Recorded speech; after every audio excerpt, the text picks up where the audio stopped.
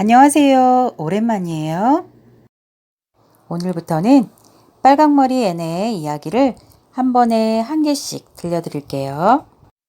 The original title is Anne of Green Gables by Rushmore Montgomery. 빨강머리 앤의 첫 번째 이야기예요. First story of Anne. Mrs. Rachel Lynde is surprised. 레이첼 린드 부인이 놀라다. 그럼 이제 시작할게요. 천천히 들어보세요. 레이첼 린드 부인은 에어번리 마을의 큰 길이 작은 골짜기 쪽으로 비탈져 내려가는 곳에 살았다. 길가에 오리나무와 귀걸이를 닮은 후쿠시아 꽃나무가 늘어섰고 오래된 커스버튼의 농가가 자리한 숲에서 시작한 개울이 집 앞을 가로질렀다. 개울은 숲속 깊은 상류에서 어두운 비밀을 간직한 폭포와 물 웅덩이를 만들며 복잡하게 뒤엉켜 세차게 흐르다가 린드 부인의 집 앞에 이를 즈음에는 조용하고 잔잔해졌다. 개울조차 레이첼 린드 부인의 집 앞을 지날 때는 예의 바르고 얌전하게 흘러야 한다는 것을 아는 모양이었다. 어쩌면 린드 부인이 창가에 앉아 개울이든 아이들이든 앞을 지나는 것은 무엇이든 놓치지 않고 눈여겨보고 조금이라도 이상하거나 평소와 다르다 싶으면 그 까닭과 사정을 캐내고 만다는 것을 알아서인지도 모르겠다. 에이번리뿐 아니라 어느 동네에나 자기 일은 내팽개친 채 다른 사람 일에 참견하는 이들이 있다. 하지만 레이첼 린드 부인은 자기 일을 깔끔하게 처리하면서 남의 일까지 거들어대는 능력 있는 사람이었다. 타고난 살림꾼으로 집안일에 어디 하나 흠잡을 데가 없었다. 재봉 봉사회를 이끌었고 주일학교 운영을 도왔으며 교회 봉사회와 해외 선교 지원단의 가장 든든한 후원자였다. 이 모든 일을 다 하고도 몇 시간이고 부엌 창가에 여유롭게 앉아서 무명실로 침대볼을 떴고 에이번리의 주부들은 린드 부인이 침대볼을 16장이나 떴다며 감탄하고는 했다. 린드 부인은 침대볼을 뜨면서도 골짜기를 가로지르며 언덕 위로 굽이굽이 가파르게 올라가는 큰 길에서 시선을 떼지 않았다. 에이번리는 세인트 로렌스만 쪽으로 튀어나온 작은 삼각형 모양의 반도의 위치에서 양쪽이 바다였다. 따라서 마을에서 나가거나 마을로 들어오는 사람은 누구든지 그 언덕길을 지나야 했고 무엇 하나 놓치는 법이 없는 레이첼 린드 부인의 감시를 피할 길이 없었다.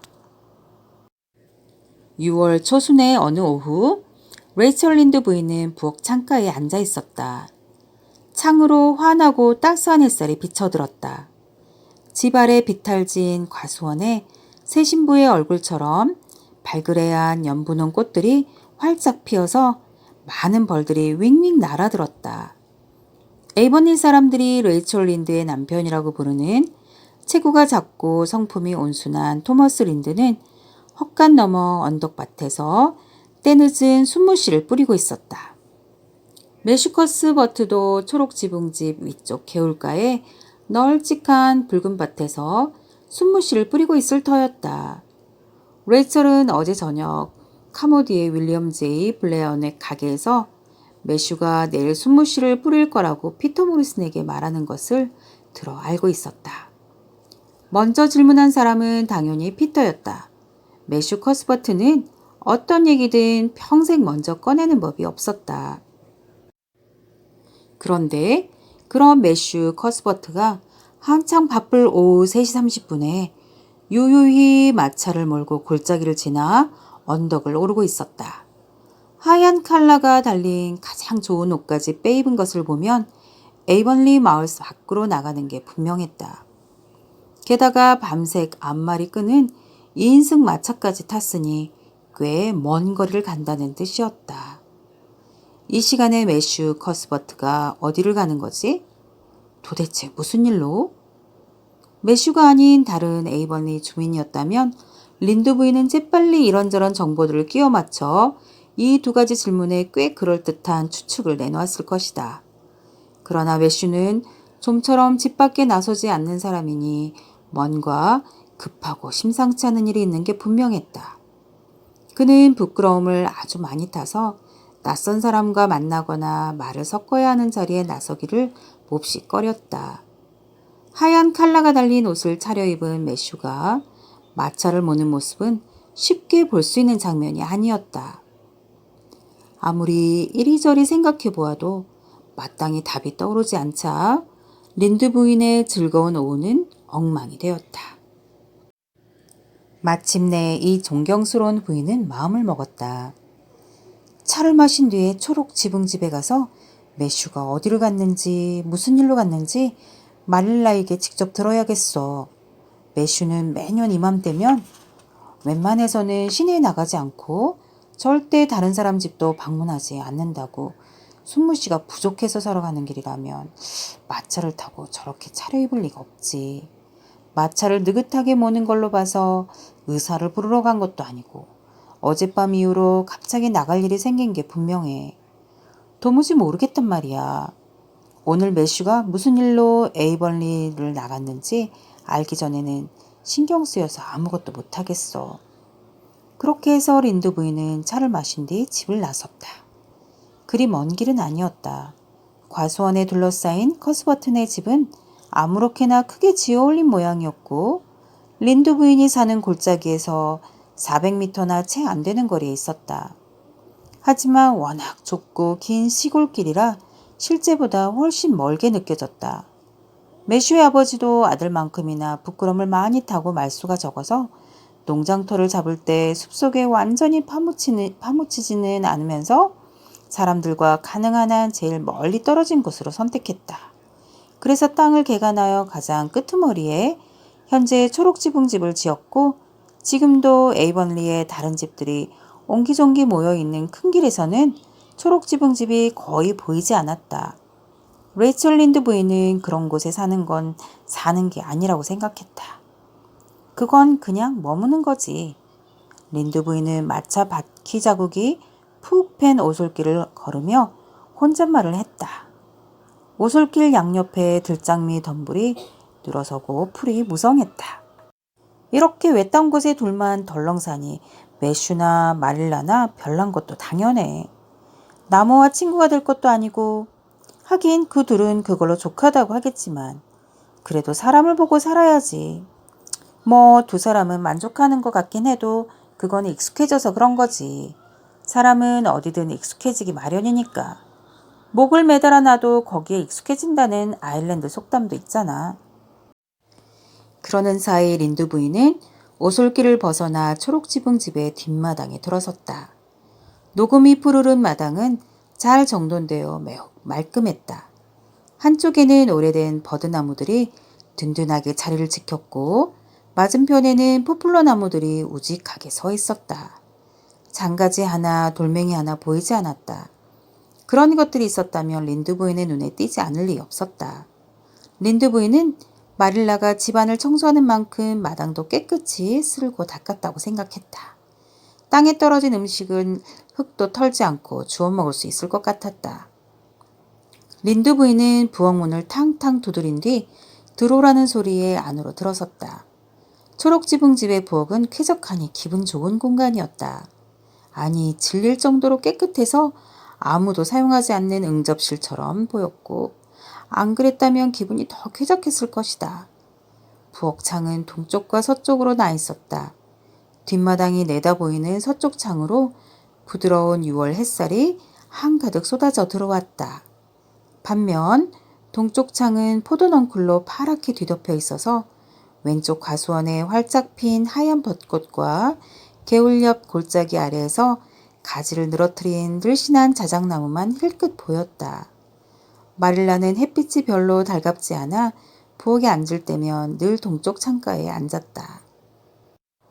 진지하게 임해야 할 세상에서 햇빛은 너무 가볍고 허황되게 보였다. 지금도 마릴라는 동쪽 창가에서 뜨개질을 하고 있었는데 그 뒤에 놓인 식탁에 저녁 식사가 차려져 있었다. 린드 부인은 문을 채 닫기도 전에 식탁 위에 차려진 접시 3개를 머릿속에 담았다. 마릴라는 매슈가 누군가를 데려오면 함께 저녁을 먹을 생각인 게 분명했다. 하지만 접시는 평소에 쓰던 것들에다가 꽃사과잼과 케이크 1개가 전부였다. 기다리는 사람이 별로 특별한 손님은 아니라는 뜻이었다. 그럼 매슈가 차려입은 하얀 칼라 옷과 밤색 안말은 뭐지? 비밀이라고는 없이 조용하던 초록 지붕집이었는데 뜻밖의 등장한 수수께끼 때문에 린드 부인은 갈피를 잡을 수가 없었다. 레이첼 어서 와요. 저녁 날씨가 정말 좋죠? 앉으세요. 다들 잘 지내죠? 마릴라는 기분이 좋아 보였다. 마릴라와 린드 부인은 서로 닮은 점이 없었지만 어쩌면 그 때문에 두 사람 사이에는 우정이라고밖에 달리 표현할 길이 없는 뭔가가 존재했다. 마릴라는 큰 키에 몸에 굴곡이라고는 없이 꽤 마른 편이었다. 그리고 군데군데 희끗거리는 검은 머리를 언제나 뒤로 틀어 올려 철사 머리핀 2개로 단단히 고정시켰다. 세상 경험이 적고 고지식한 인상을 풍겼는데 실제로도 그랬다. 하지만 다행히 말할 때 조금만 다듬으면 유머 감각이 있다는 말을 들을 것도 같았다. 우리는 다 잘 지내요. 그런데 매슈가 오늘 어디 가던데 마릴라한테 무슨 일이 있나 걱정했어요. 혹시 의사를 부르러 간 게 아닌가 해서요. 린드 부인이 말했다. 마릴라는 그럴 줄 알았다는 듯이 입술을 실룩였다. 린드 부인이 찾아올 것을 이미 짐작하고 있었다. 매슈가 그렇게 생뚱한 모습으로 마을을 나가는 광경을 봤으니 린드 부인의 호기심이 발동하고도 나무리라 생각한 것이다. 오, 아니에요. 어제는 두통이 심했지만 지금은 괜찮답니다. 오라버니는 브라이트 리버 역에 갔어요. 노바스코샤의 고아원에서 남자아이를 1명 데려오기로 했는데 그 아이가 오늘 저녁 기차로 도착하거든요. 매슈가 오스트레일리아에서 온 캥거루를 데리러 갔대도 이보다 더 놀라진 않았을 것이다. 린드 부인은 정말로 5초 동안 말문이 탁 막혀버렸다. 마릴라가 자신을 놀릴 리는 만무했지만 그런 생각을 안 할 수가 없었다. 마릴라, 정말이에요? 린드 부인은 겨우 입을 열고 추궁하듯이 물었다. 그럼요. 마릴라는 노바스코샤에서 고아 소년을 데려오는 것이 별일 아닌 것처럼 말했다. 마치 제대로 된 에이번린 온가라면 봄에 을에 있는 1인 양말이다. 린드 부인은 큰 충격을 받았다. 머릿속은 놀라서 느낌표로 가득 찼다. 남자애라니. 다른 사람도 아니고 마릴라와 매슈가 남자애를 입양한다고? 그것도 고아원에서? 세상에 말도 안 돼. 이보다 더 놀랄 일은 없을걸? 절대 없지. 도대체 왜 그런 생각을 한 거예요? 린드 부인이 못마땅한 듯 따져 물었다. 자신에게 조언을 구하지 않고 벌어진 일이었으니 당연히 못마땅했다. 글쎄요. 오래전부터 생각했던 일이에요. 사실 겨울 내내 생각했답니다. 크리스마스 전날 알렉산더 스펜서 부인이 왔었잖아요. 그때 봄에 호프타운에 있는 고아원에서 여자아이를 데려올 거라고 하더군요. 사촌이 거기 살아서 스펜서 부인도 몇 번 가봤고 그곳 사정도 잘 알아보더라고요. 그래서 그 뒤로 오라버니와 저도 간간히 그런 얘기를 나눴죠. 남자아이가 있으면 좋겠다고요. 오라버니도 나이를 먹었고 벌써 60이니 기력이 예전만 못하고 심장 때문에 많이 힘들어하거든요. 일꾼 들이는 게 얼마나 골치 아픈 일인지 알잖아요. 멍청하고 덜 떨어진 프랑스 사내애들 뿐이고 쓸만한 일꾼이 없어요. 게다가 기껏 가르쳐놔도 바닷가재 통조림 공장이나 미국으로 내빼버리니까요. 처음에 오라버니가 영국 사내애들을 데려오자고 하더군요. 하지만 내가 안 된다고 딱 잘랐어요. 그 애들도 괜찮죠. 나쁘다는 게 아니에요. 그저 런던 거리를 떠돌던 애들보다는 적어도 우리 캐나다에서 태어난 아이면 한다고 말했죠. 어떤 아이를 데려오든 감수할 부분이야 있겠지만 캐나다 아이면 마음도 편하고 밤잠도 더 푹 잘 것 같았거든요. 그래서 스펜서 부인한테 여자아이를 데리러 갈 때 우리도 아이를 한 명 데려다 달라고 부탁하기로 했죠. 지난주에 스펜서 부인이 간다더라고요. 그래서 카모디에 사는 리처드 스펜서 씨의 가족에게 말을 좀 전해달라고 했어요. 10살에서 11살 정도의 똘똘하고 믿음직한 남자아이로 데려다 달라고요.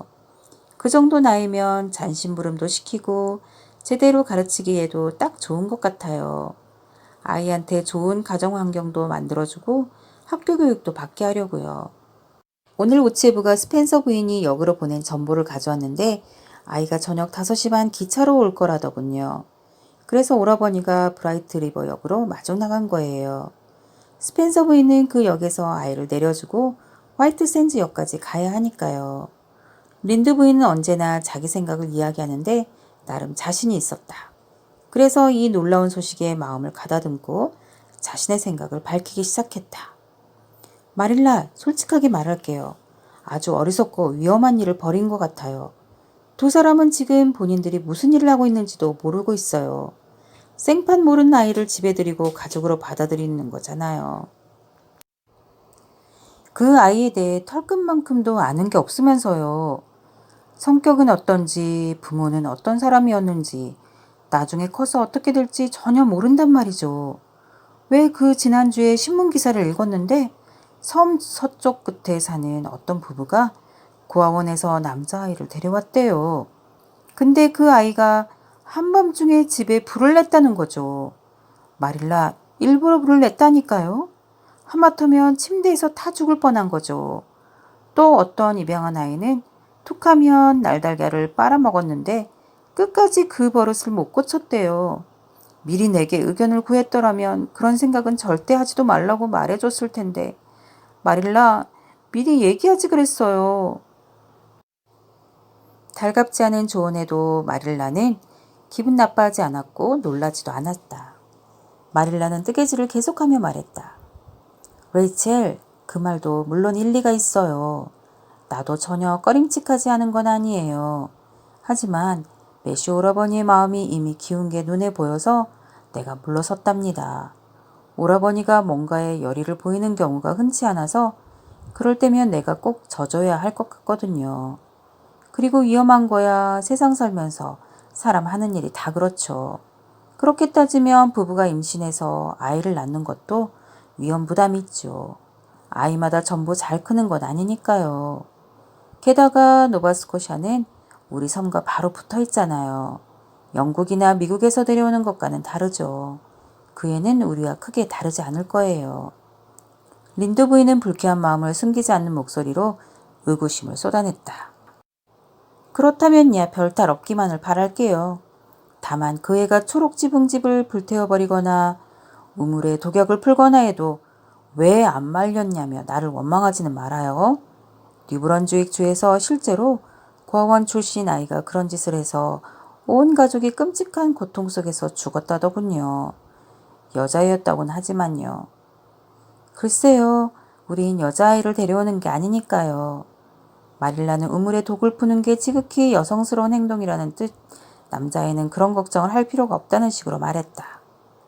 여자아이를 기를 생각은 추호도 없어요. 스펜서 부인이 여자아이를 입양한다기에 나도 놀랐어요.